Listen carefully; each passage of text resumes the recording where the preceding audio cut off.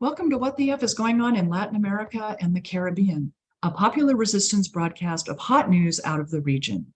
In partnership with Code Pink, Common Frontiers, Council on Hemispheric Affairs, Friends of Latin America, Interreligious Task Force on Central America, Massachusetts Peace Action, and Task Force on the Americas, we broadcast Thursdays at 4:30 p.m. Pacific, 7:30 p.m. Eastern, right here on YouTube Live, including channels for the Convo Couch, Popular Resistance, and Code Pink.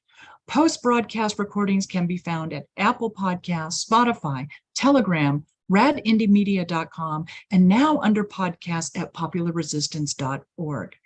Today, we're also happy to announce the Black Alliance for Peace Haiti Americas team has joined our program as a broadcast partner. Today's episode, Lawfare, the case of Argentina and Peru. Joining me today is my friend and co-host, Raul Burbano.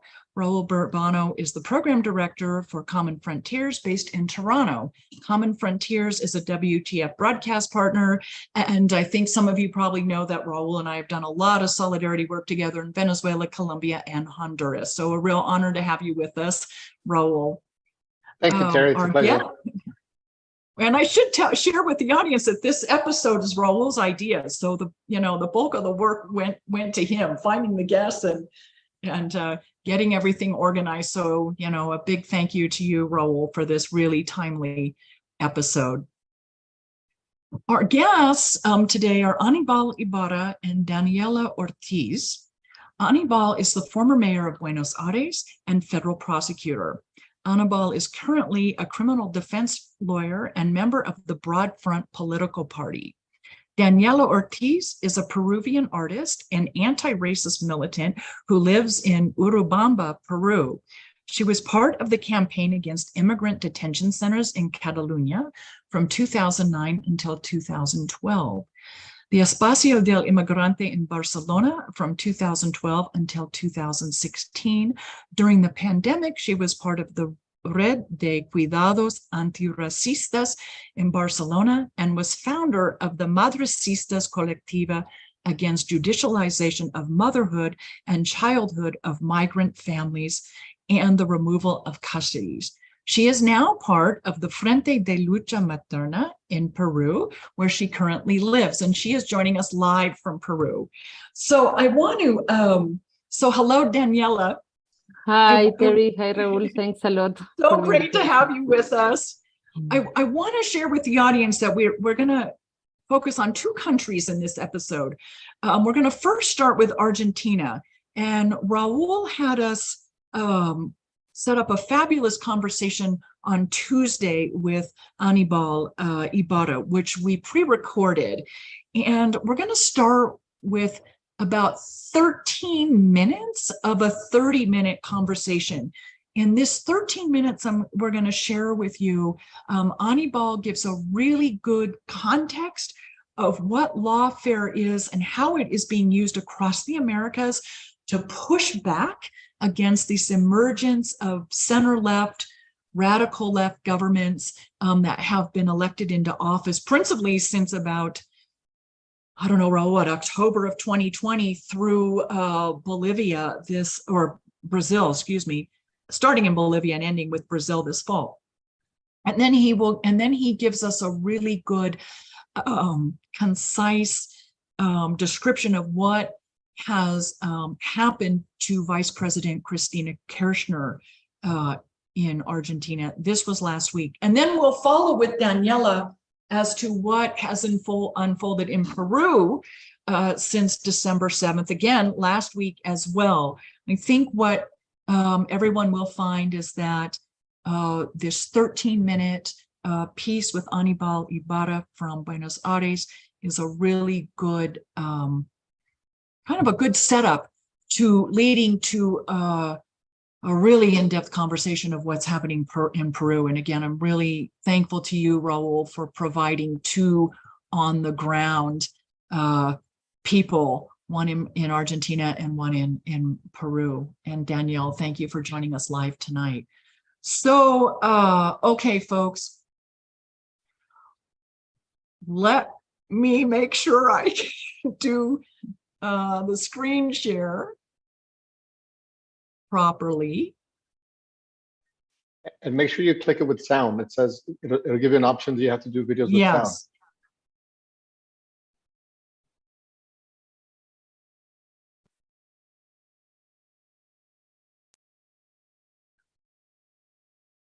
Okay, here we go. Thank you very much, Terry. It's a pleasure to be on the show and to have another great conversation.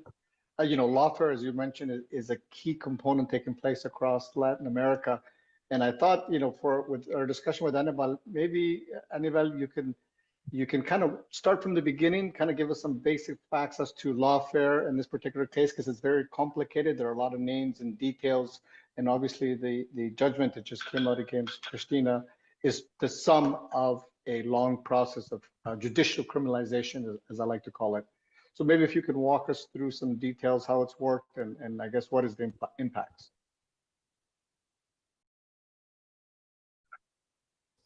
Bueno, primero, first of all, thank you for your kind invitation. And I think it's very important for us to reflect on what's happening in Argentina. Why? Because this is not something that is only happening in Argentina. This is happening across the region. And when I say this, I speak specifically about the political persecution through the judicial branch, lawfare, to be accurate. This has happened several times, and this is a part of the tools that power has to overcome opponents in an attempt to destroy a political group. And the power uses several tools for that, and one of them is lawfare. And in Brazil, this became very clear. On one hand, a soft coup took place with the removal of Dilma Rousseff from power.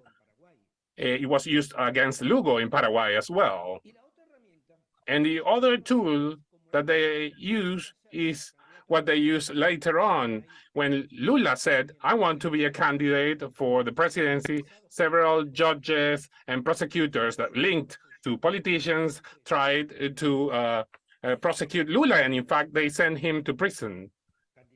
He was prevented from becoming president again. So we see these two tools, the soft coup and political persecution through the judiciary. So it's not that you have a president or a governor that is acting against a politician. No, it's the so-called justice, it's the prosecutors, the judges that should process criminals. But what they do instead, and the true corrupt officials are the ones representing that judiciary that are carrying out lawfare, and also the large media outlets. It's a confluence as a tool for disputing power. That's the context I want to give as an introduction. So this has taken place in Brazil, as I said before. And when that situation was left behind, now Lula is president again. And in Argentina, with the government of Macri, these people started to, with this trend of political persecution through the judiciary. And they started doing this with the help of some judges and some prosecutors, and with political power behind, and with large media outlets backing this persecution. So they don't depict this as a persecution. They start to speak about judicial investigation of corruption, and we as a country have committed internationally to act against corruption, and we need to let the justice act. That's the discourse they're using, and that is reproduced by the large media outlets. Instead, what we have is a political decision behind of persecuting the opponents, the other political sector, and chasing their leaders, send them to prison. That's what they want, discredit them. And the media outlets start to speak about corruption, and then you have judges and prosecutors to apply justice according to what they say. This is the scenario. This is the context that we need to pay attention to when you analyze in Argentina and across the region conviction or a persecution through cases that mention the word corruption. Why?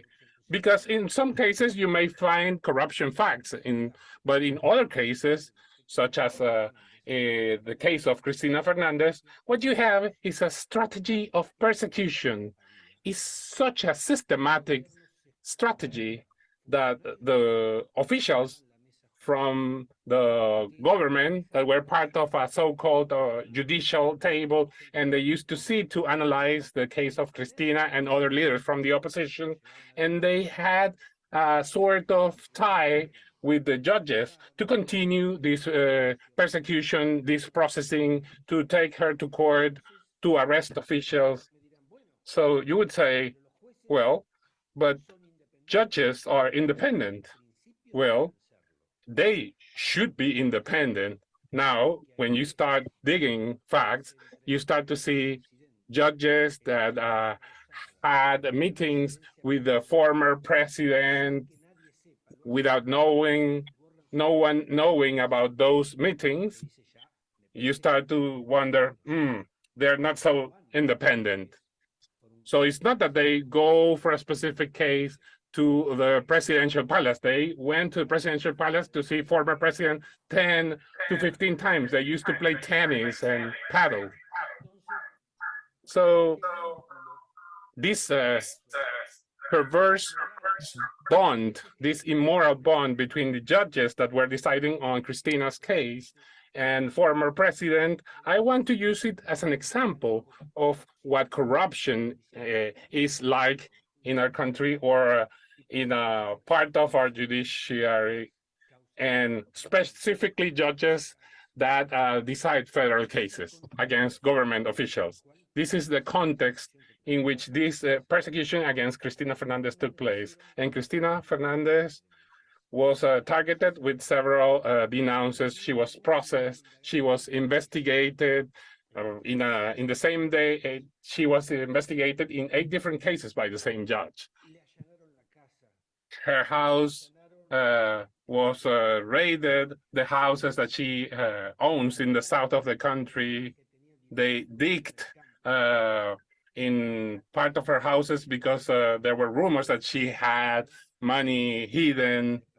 So they carried out a systematic persecution. And now what we see is what this concrete case is. This is the context. So we cannot analyze a trial against Cristina Fernandez, who was twice president, in an isolated manner, as if it was a regular case. And I'm going to start mentioning the following. This was a political case, a political ruling, and a political conviction. It was not a judicial case or a judicial process or a judicial conviction, not at all. So regardless of our discussions about juridical arguments, this is not what is relevant when it comes to a political decision.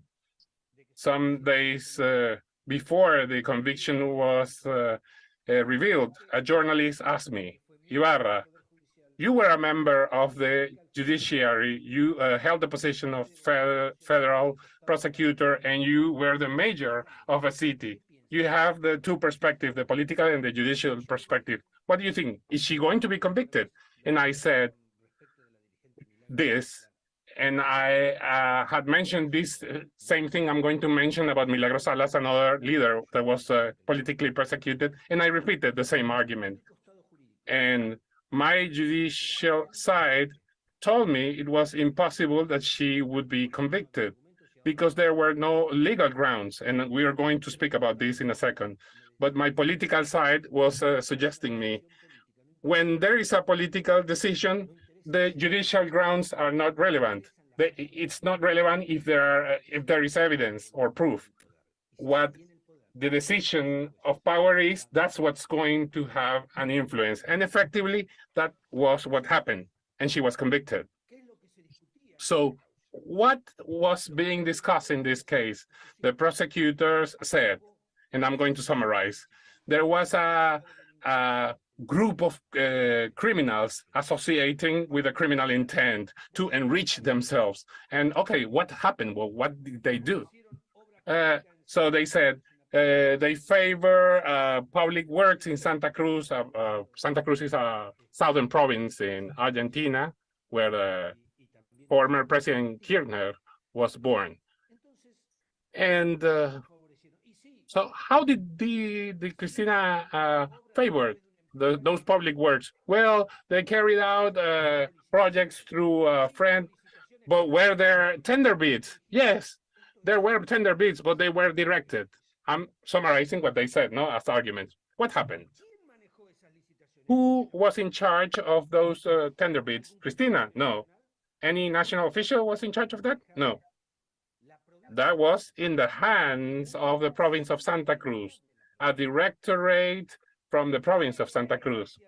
Well, the prosecutors were saying, look, all the public works are approved by the parliament, senators and deputies in the law of budget. Well, but the deputies were not aware of what they were voting for. Look, the deputies were there and voted, and no one exercised any pressure for them to vote. And these projects were approved normally. So I guess then you should convict the deputies that voted to approve those public works. No, they said, no, no, no. The prosecutor said no. And what about the ministers and the chief of staff? No, Cristina and some specific officials. And then you say, well, these public works were not executed?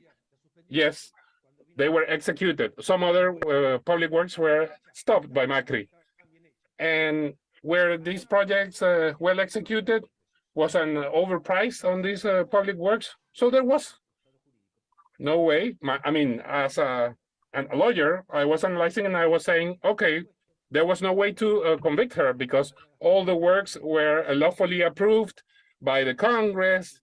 And what does Cristina have to do with that? So there were no irregularities. But in the case there were irregularities, she didn't have anything to do. She was away from this decision. But however, they convicted her. Why? Because it doesn't matter the legal grounds in these cases, in these political cases. He lost the connection for a second. Okay. It is the political will of persecuting her and to convict her. And this is what they did. And that is why I say this was a political ruling, not a judicial ruling. And in this context, we need to analyze this with this.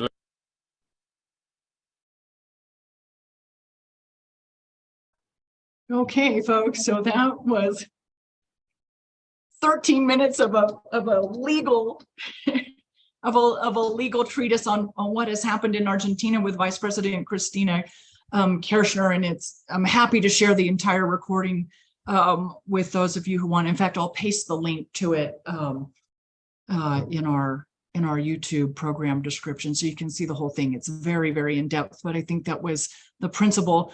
13 minutes is to give all of you, some idea of how lawfare, political, judicial, legislative coups are being used to remove people from office, particularly those of center-left and revolutionary left governments. So that was last week in Argentina, and now joining us live from Peru is Daniela Ortiz to talk about another situation of lawfare that happened in Peru within one day of Argentina. So welcome, Daniela. Really thrilled to have you here with us live from Peru. And you know what, before we start talking about Peru, I really do have to give a shout out to our translator for Anibal Ibarra, Carmela Velasquez, who was joining us on Tuesday from Argentina as well to provide Spanish to English translation. So So just a special thank you to him for that. Okay, Daniela, thank Hi, you so Terry. much. I'm really honored to have you with us. And again, I have to big shout out to Raul for putting this episode together. Where's the best place for us to start, Daniela? Maybe with what happened last week in Congress in Peru, or should we go back a little farther than that? Yeah, Because it's been a difficult presidency for Castillo from the start. exactly. This is like an outcome of what has been happening in more than a year now since Castillo was elected, that there was a position from the right wing, from the elite, from the media to do not accept that he was elected. Actually, it's interesting to see in the context of Peru that when Castillo was elected, a whole process of denouncing citizens that were part of the votation tables that were processed by huge law firms from Lima, that they actually all got together to start saying that Castillo won because there was a general fraud that was committed by the citizens that were in the votation, no? So, and the mechanism was to initiate legal process against those citizens, no? Like a lawfare in a citizen sense. So it's really important to also understand, and it's interesting to see in the case of Peru, that lawfare is not only applied to the political figure that they want to persecute, but in this case was to citizens at the beginning, but also to the family and to everybody who was around him, no? So that was a first response from the elite, a first response from Fujimori's party, a first response from the right wing. But then since he started to be in government, there were 3 attempts of impeachment. This was the 3rd one.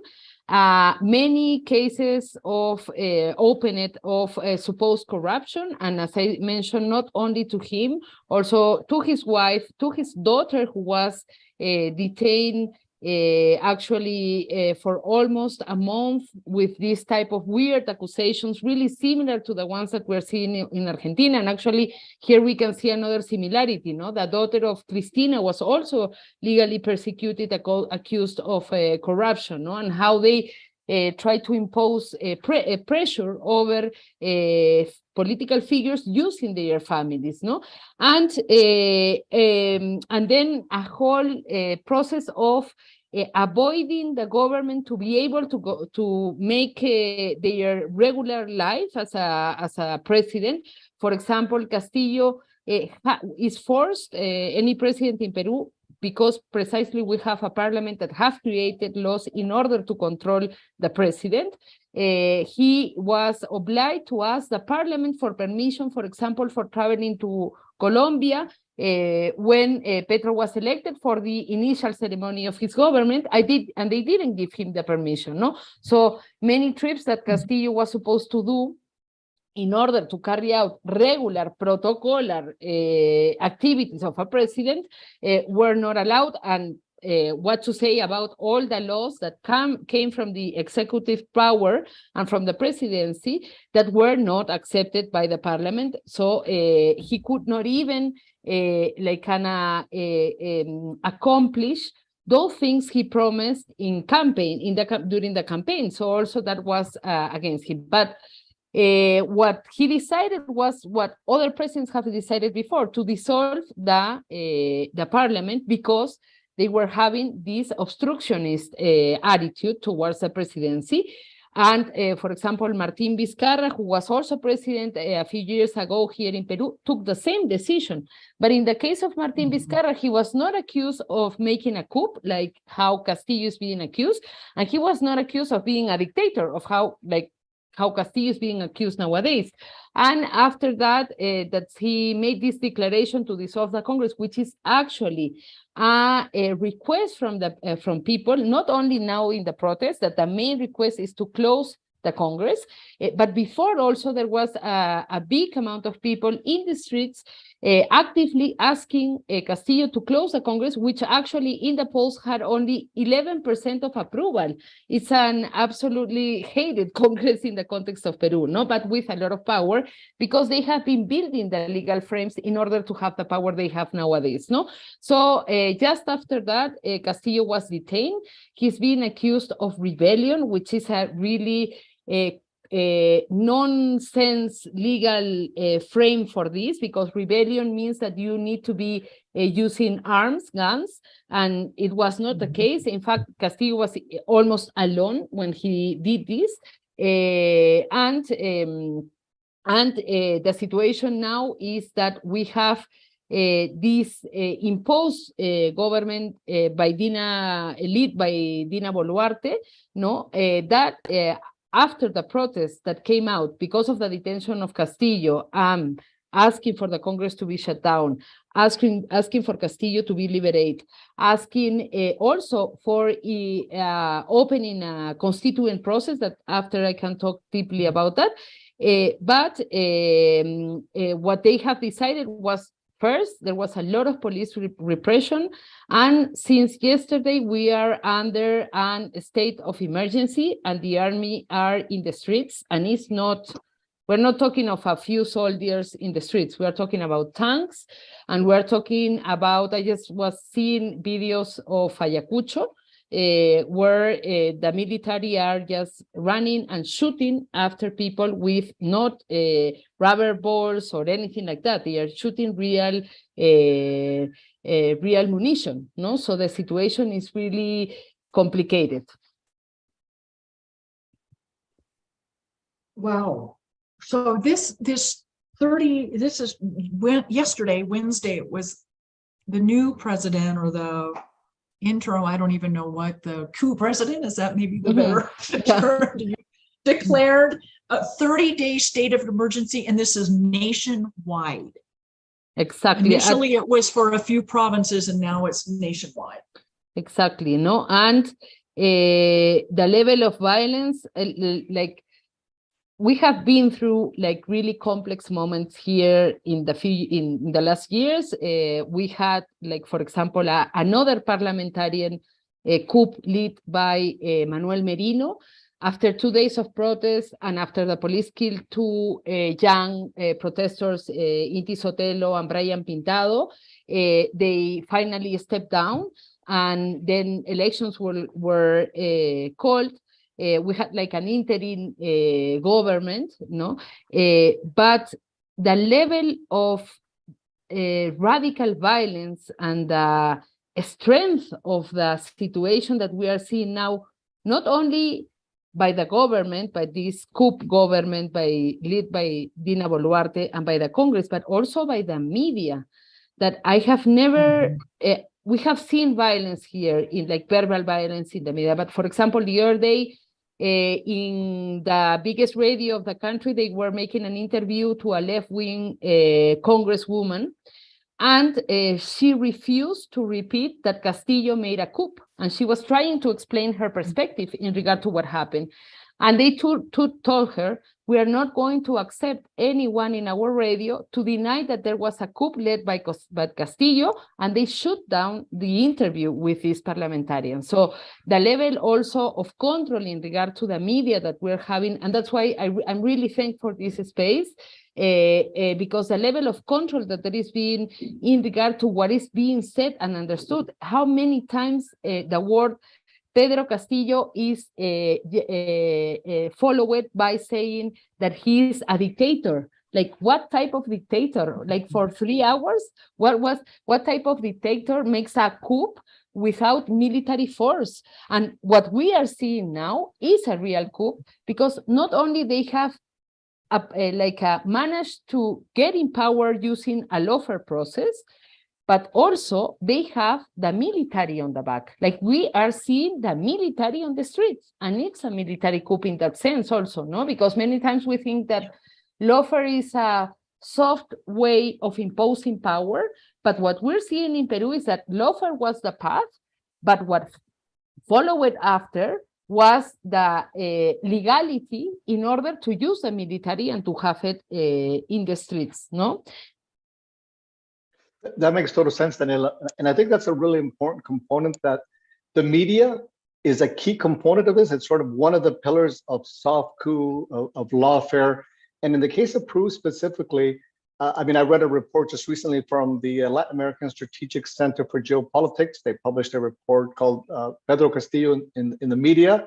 And, you know, over the last year, in 2022, you know, out of all the reports that they analyzed in El Comercio and La República, 80% of them, pretty much 80% of them were negative. So that has probably had a huge impact. I know it's had a huge impact in at least in North America, where in Canada, where I'm at, where, you know, people are kind of confused as to, you know, did Pedro Castillo do something bad? Is he guilty? How do Peruvians or do Peruvians, is it a divided country, or are people, you know, like confused as well? Is it the same as it is for us in the North? Can you talk a little bit about how the impact, because it did seem like you said he made an announcement completely alone, didn't have the support of his own party, the media, the military, nobody, and it just seemed kind of an odd action to do totally alone. Yeah, well, the situation with the media has been really complex, not only in the level of aggression of portraying everything in a negative sense, even with lies and manipulation of information, but with a level of racism that has been amazing. I mean, like how, because Castillo comes from a humble background from the countryside, he's a rural teacher, he's a union leader, no, and at the same time, he represents the majority of this country, no? Not as we have seen in the last 200 years of a colonial república, where we have seen white high-class presidents that did not represent the people of Peru, no? But there is a complex thing also in regard to the portrayal of Castillo in the media, because one of the big factors why Castillo has so much support is because people feel identified with him, not only in an identity sense, in the sense I also come from this background. If I see his parents, I feel I'm similar to him, but also in the way Castillo is being treated by the elite. The elite has been treated in this way for 200 years since we have a supposed independence, all the people in the country, no? So there is a huge identification, and that's why also people are now in the streets, because they have seen all this time the big media that, I mean, like really in Peru, there are right-wing media available in the big channels and all this. Not even, I cannot name you a left-wing journalist in any big media, not even one, no? But what happens with this? That's only consumed in Lima and in the big cities, mainly in Arequipa, in Trujillo, and mainly in the capitals, because also this media is, most of them, they are white mestizo, high class, and they are also hyper racist in their way of approaching. Every time they talk about the provinces, every time they were talking about Castillo, for example, they have compared him to animals so many times. Even progressive journalists and people that look alike, they were different, they were using all the time this violent racist approach to him, no? But like Cholo. Yeah, like Cholo. No, they don't mention that anymore because that's not political correct anymore. But they were creating, no, this, for example, saying that he's not capable, that he's just not capable. We can question him, but I guess somebody that arrives to a presidency has a capacity, because I have friends that have gone to the Sorbonne University and they cannot even win elections in the university. But Castillo won elections in the country. So, and he was also a big leader. He was the leader of the biggest teachers' strike in the history of Peru. So he must have some capacities, no? But he was always portrayed like this. But there is something really important in regard to this. For example, the area where I live in Urubamba and in Cusco, in many of the rural areas of Peru, there are local radios, there are communitarian radios. So people here that have been supporting Castillo strongly since the beginning. Actually, Castillo was a surprise for the elite when he appeared in the second round. CNN, the American channel, didn't even have his image, his photo, when they saw that he was for the second round in the elections, no? But that has given some type of freedom of thought in the context, in the rural context, and mainly in the south of the country, that we have these communitarian radios, that people listen to that, not from now, not because of the elections only, but from before, because of the level of racism in the big media, no? Mhm. Well, you know, the role of the media came up at one point when Raul and I were talking with Anibal Ibarra on Tuesday as well, and how it's owned by, you know, a certain segment of capitalist elitists. It's all works, you know, hand in glove. They're tools of one another, and that's seen throughout the, what do you say, the oligarchy, the capitalists, the global capitalists. It's all, we see it playing out in the United States as well, and not just in traditional media, but particularly social media, I would argue. You mentioned a few minutes ago, there's tanks in the street, that this congressional action against Castillo was really about getting a militarized, you know, with what's now basically, it seems to be a military coup. The day before, was it Tuesday? Or was it yesterday? No, it was Tuesday, correct? With the U.S. embassies, the U.S. Yeah. ambassador to Peru met with the Minister of Defense. Is that correct? Yeah, actually. And now we see this unfolding. Yeah, just a few minutes ago, before we started the program, Castillo has published, well, his Twitter account has published another one of his letters. He has been writing down letters from prisons that are being published in his Twitter account, which I recommend following.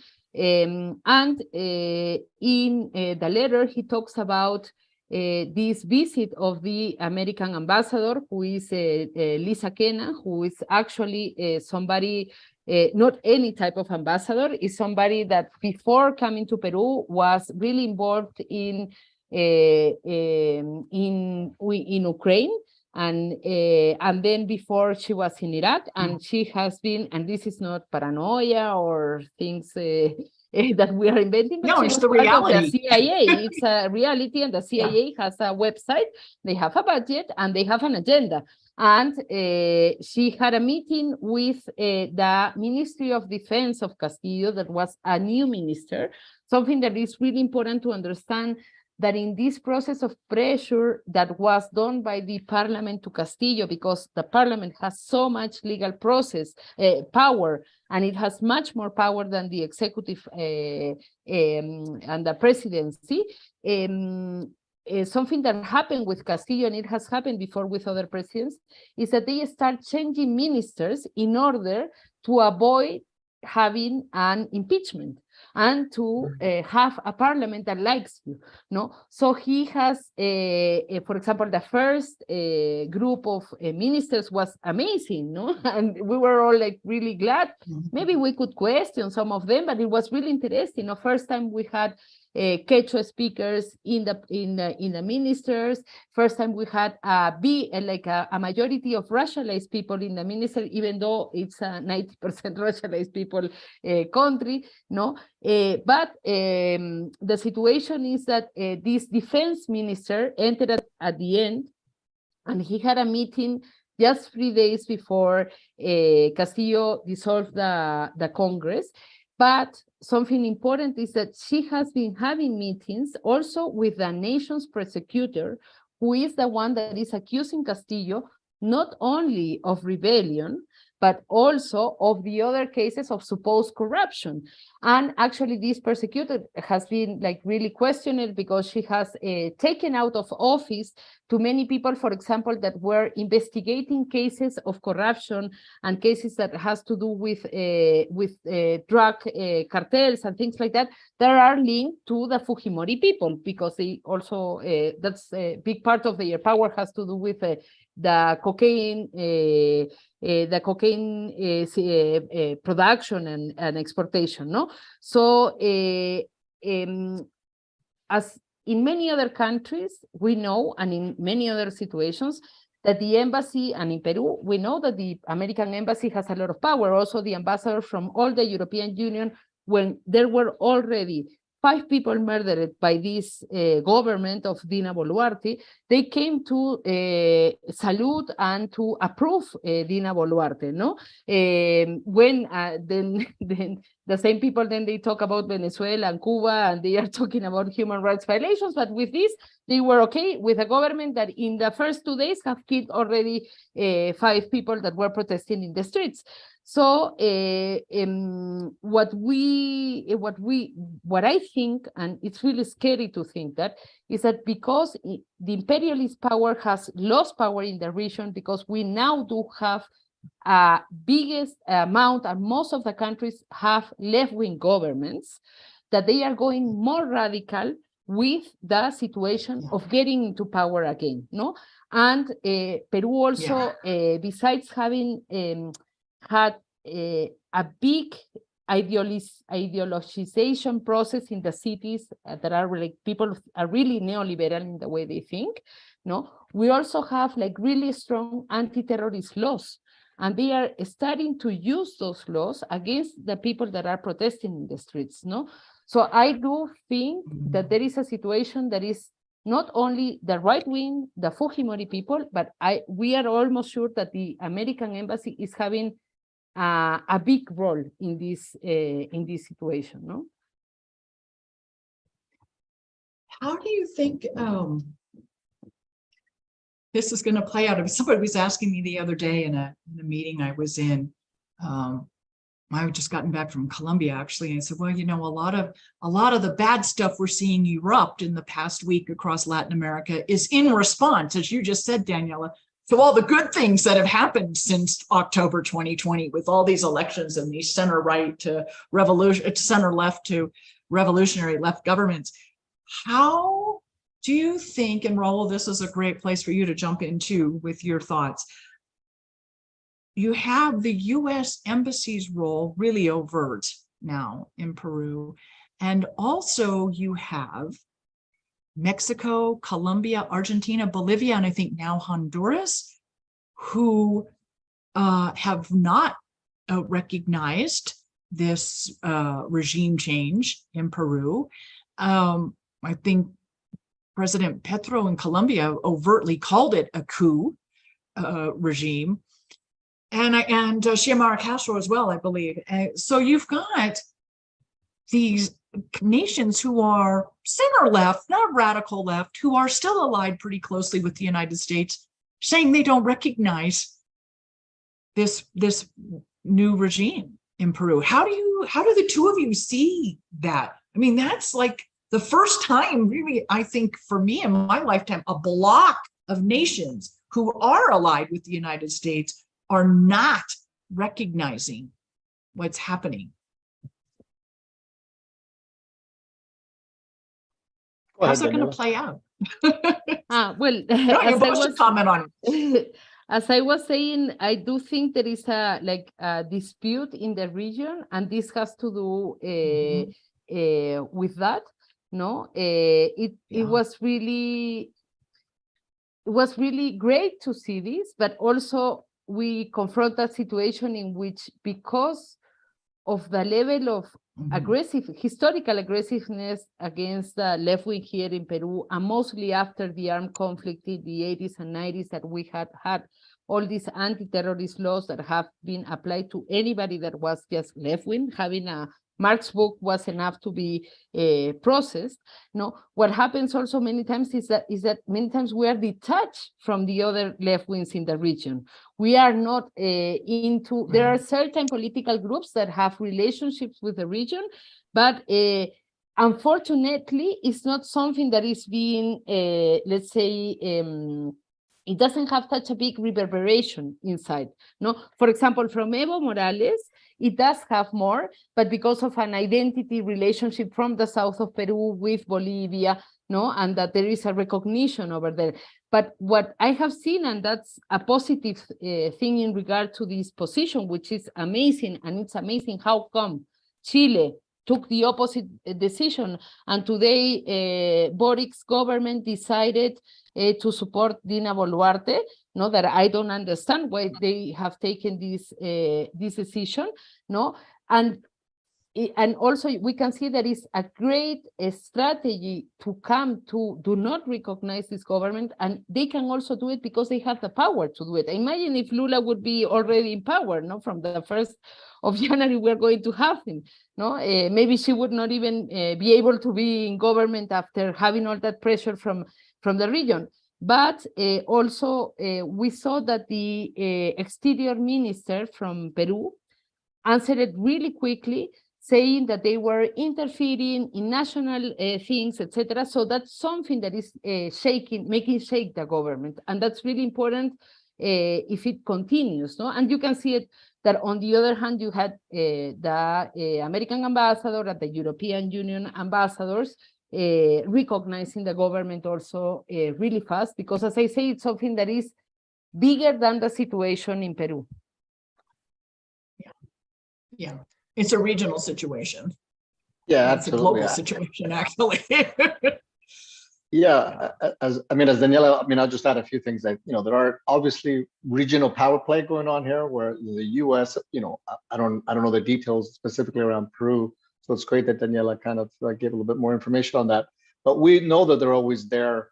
These decisions aren't taken alone, right? So, the Congress, I'm sure in consultation with the US and their international partners, made that decision when it was necessary. I do think there is the United States, that I would add the Europe and Canada, of course, I always add Canada in that mix, where there is a hegemonal struggle with, the influence of China, Russia, and other sort of, countries that are coming in. And it seems like the West has taken their eye off Latin America for the last little bit. So we're now seeing a resurgence of, progressive-ish type governments, at all levels from different countries.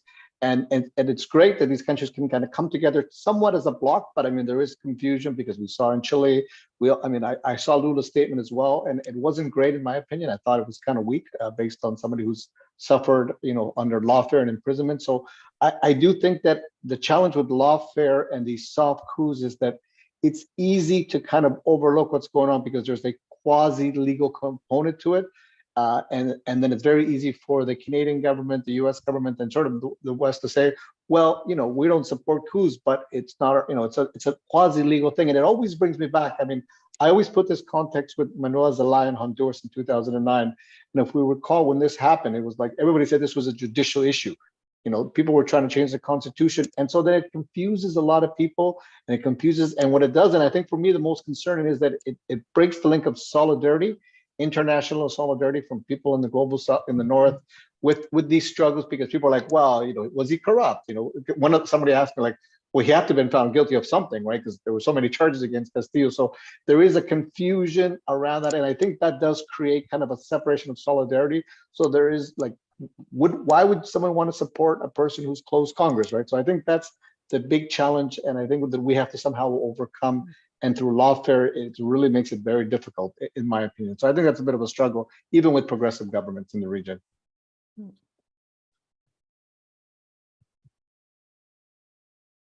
Daniela, do you want to comment on that, or? Yeah, actually, that's something that happened. I think it has to do with breaking the trust in between us, that it's really strong. Like, we have this whole legal thing, no, but also when we think about, for example, cancellation culture in the worst version of it, no, we know that it was needed to go out to denounce patriarchal violence, but then the way it has been used is really complex, no, and we can see that there is this constant thing of, as soon as you have one small denounce, it's enough to say, okay, there is something going on here, or we are not going to believe this, no? And that also has to do with breaking, as I say, the trust within the left wing, within the left wing organizations, that as soon as you have, and then this notion here was installed really strong in the media, well, it's really easy. You just have to prove that you are not guilty. Yeah, but a judicial process is not 1 month, 3 days, or something like that.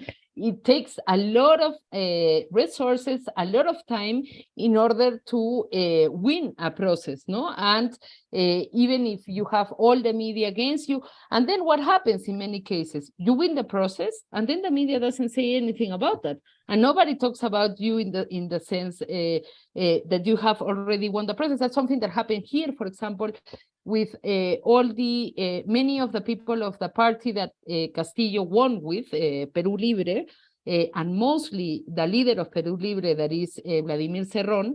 He has, for example, 16 processes, and other groups of left wing, once he had like announced, they were like, oh, now we have to see and wait what happens with this, no? Because he already has announced. And as we know, it's really easy to denounce, and then nobody's going to persecute the people that are unfairly using law and denouncing people to manipulate this. No, I don't know anybody that is now in jail because they have been using lawfare. Then you just go home and okay, you were free, and that's it. No, so I think they have also lawfare works in a really, not only, it doesn't only break your image with the media, publicly, with the people who voted for you, but also breaks political organizations. No, we have seen it, for example, with Julian Assange, like making this parallelism in regard to gender violence or gender or abuse, denounces that come in certain moment that suddenly Julian Assange was denounced by that, and everybody believed him because we are supposed to believe him, no? Because we are against gender violence and abuse and all this. But I think in this type of cases, that is so clear that that person is living a political persecution, we cannot believe any corruption or any type of denounce just like that. And it's really important also to remember that the Biden government, one of the first things they did was to create and make a fund that is actually delivered through USAID to contexts such as Peru for making anti-corruption and supporting anti-corruption policies, no? And we know that that has to do with supporting organizations that are being part of reinforcing these lawfare processes, no? And then also for me, like as an artist, I did a few years ago a video that is called Empire of the Law, because for me there is also a bigger question in regard to law, no? Law has been historically the tool that power has used to inflict violence, as is broadly said, no? Like slavery was legal, all the colonial system was legal, no? And law is, if you see the colonial monuments that were being teared down in the recent protests in the States and in many other contexts, you have always these colonizers many times have a sword in a hand and then the law in the other hand, no? Because it was something historical. It is something historically used in order to impose violence. The thing is that as left wing, we have said, okay, we're going to use your rules. We're going to accept your democratic system. We're going to accept your laws, and we're going to play within that, no? But then we see what is the outcome also, because we're working inside their system in this sense, no? Inside their legal system, no? Maybe one last question from my end, Terry, if that's okay. Sure, go ahead. And I think it's just kind of important to juxtapose. So, I guess the question for me is, so, Pedro Castillo, he closed down Congress, right? He tried to dissolve it without any real power.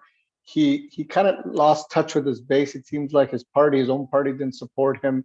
He started bringing into Congress, as you mentioned, a lot of sort of neoliberal, members. He wasn't able to do much. Dina is a part of his party. She's progressive, supposedly. She's a woman. Why are Peruvians not happy with the change? Like how because I get a lot of people in the north get confused about this. Is this not a good thing? Like, this is not a coup from the military. Not that it's not a good thing, but like, this is not, it wasn't a military coup. It was a Congress. It was, women now and from his party. Is there anything good that can come from this, or how do you see, what's going on around that specifically? And maybe the kind of an odd question, sir, I apologize. No, totally. No, obviously there is, I mean, like this right wing or right center people from Lima or from Arequipa or Trujillo, from the cities, is the government they wanted, no? Also mainly because one of the biggest attacks against Castillo was that only because he's a rural man, you know, racialized male have more are accused to be more macho than white male, and it's just believed because they are racialized. No, there is a racist also parameter in regard to understand how patriarchal is a male. No, and but for example, in the government of Castillo, something that has never happened in the country, we had 2 ministers of the women ministry that were feminist militants. We had never had feminist militants in the government, for example, no? But what was more important for this center or right wing pointing out, no, but how many women are in the ministers? If it's not 50-50, then it's not a paritarian process, then he's a macho and all this stuff, no? So that's something they have tried to use. I think they tried to use it in Bolivia also, no? Something that was used broadly against Evo was that he was male and that he didn't. But then at the end, we have an anti-patriarchal minister in the context of Bolivia, no?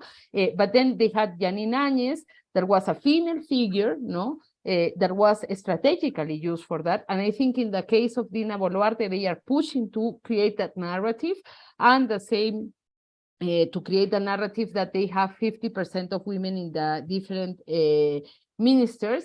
But as I say, that's something that is only working in the context of Lima, because also here we are seeing, it's common the discussion to see that the ministers are all the time all white. No, and that's something that we can see again in the ministers of Dina Boluarte. So Castillo also had a lot of support because many, for example, Guido Bellido, who was from the first group of ministers, it was the first time I listened to a speech in Quechua that was not only saying hi and bye in a symbolic way. He was speaking politically in Quechua, and the desperation of the white politicians in the parliament to have an authority speaking in Quechua was speaking, giving a whole speech, making political reflections about that, no? Because indigenous people were never allowed to occupy that space. So here, and mostly in the south of the country, you can see that the main worried about the government is to feel represented in that context, no? Thank you. Wow. This is so much to unpack. Raul, you really brought that to the forefront. So what else? Daniela, you've been speaking with us for almost an hour. I'm so thankful for your time tonight. Is there anything else we have not touched upon that our audience should hear, should know about? Anything you, Daniela, would like to bring up, or Raul? Yeah, well, from here is that it's really important to try to find information that is not from the main media, because what is happening is terrible, and what we're seeing is that it's going to get harder, no? And that's also, like, I think it's really important, and that the persecution is not only to the president. Many of his ministers are already processed. The one that started being his justice minister and that has been with him all the time is already underground. Like he had to, we don't know where he is because of all the situation of persecution, and that is going to come also to the militancy and to people that are just like union leaders, people who are part of feminist groups and everything. No, we are sure. It seems that it's going to come to that level. No. Wow, almost a cleansing, for lack of a.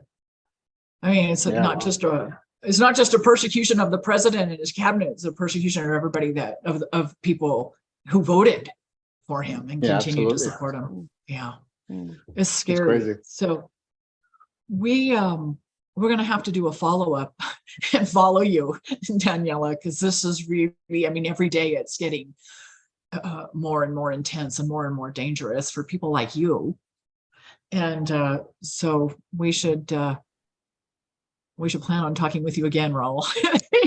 Absolutely, for sure. So let me just remind the audience that you've been watching What the F is Going On in